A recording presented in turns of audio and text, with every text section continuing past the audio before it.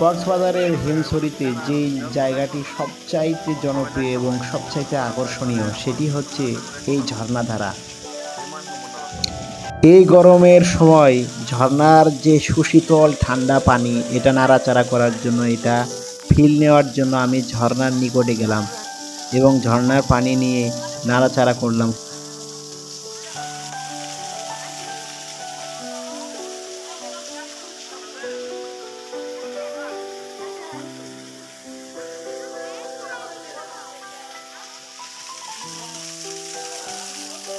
তবে 16 সালের ভ্রমণে এর অবস্থা, এর প্রাকৃতিক সৌন্দর্য অত্যন্ত মনোমুগ্ধকর ছিল, কিন্তু বর্তমানের এর সৌন্দর্য অনেকটাই হ্রাস পেয়েছে। বিশেষ করে চারিদিকে নোংরা আবর্জনা, ময়লা, তারপরে প্লাস্টিকের বর্জ্য, এগুলো খুবই দুঃখজনক।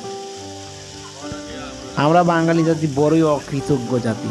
আমাদের দেশ, আমাদের পরিবেশ যে ধ্বংসের পথে, সেটা আমাদের অসচেতনতার কারণ।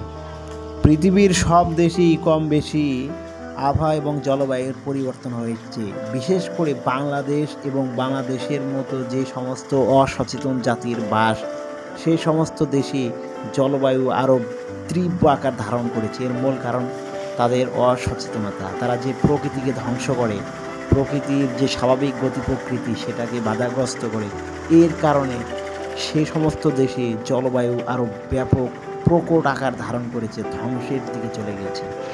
যাই হোক, হিমছড়ির এই ঝর্ণাধারা, সুশীতল আবহাওয়া এবং এর প্রাকৃতিক সৌন্দর্য উপভোগ করে এখন আমরা আমাদের হোটেলের দিকে রওনা দেওয়া শুরু করেছি। ধন্যবাদ সবাইকে ভিডিওটি দেখার জন্য। কেমন লাগলো অবশ্যই কমেন্ট করে জানাবেন।